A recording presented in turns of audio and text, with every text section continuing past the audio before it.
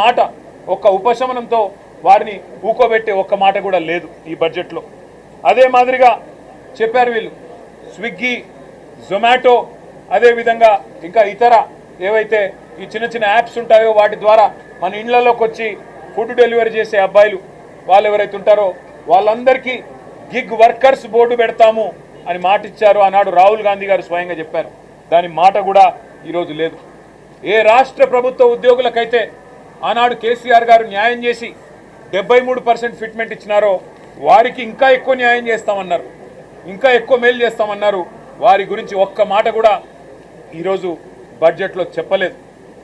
ఆనాడు 73% జీతాలను కేసీఆర్ గారు పెంచితే వాళ్ళ పీఆర్సీ ప్రస్తావన లేదు.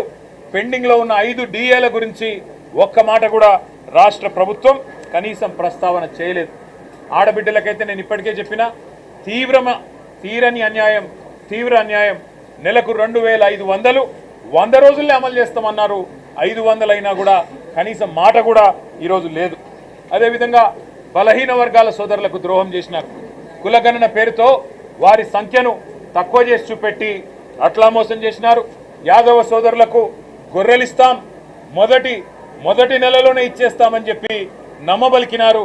కనీసం యాదవ సోదరుల ప్రస్తావన, గొల్లా కుర్మా సోదరుల ప్రస్తావన కానీ ఆ పథకం ఊసు కానీ ఈరోజు బడ్జెట్లో లేదు.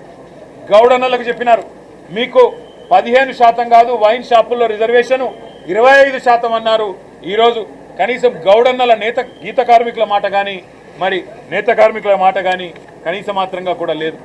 అంబేద్కర్ అభయహస్తం అన్నారు. ఎస్సీ ఎస్టీ డిక్లరేషన్ చేవేళ్లలో పెట్టినారు. కేసీఆర్ గారు దళిత బంధు ద్వారా 10 లక్షలు ఇస్తే మేము 12 లక్షలు ఇస్తామన్నారు.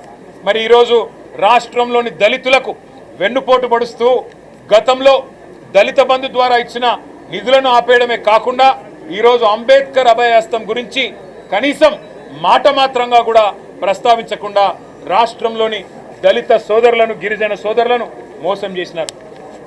రాహుల్ గాంధీ గారు స్వయంగా వచ్చి అశోక్ నగర్లో ఛాయ్ తాగుకుంటూ ఫోటోలకు పోజులు ఇచ్చుకుంటూ మొదటి సంవత్సరంలోనే 2 లక్షల ఉద్యోగాలు ఇస్తా అని నరికిండు.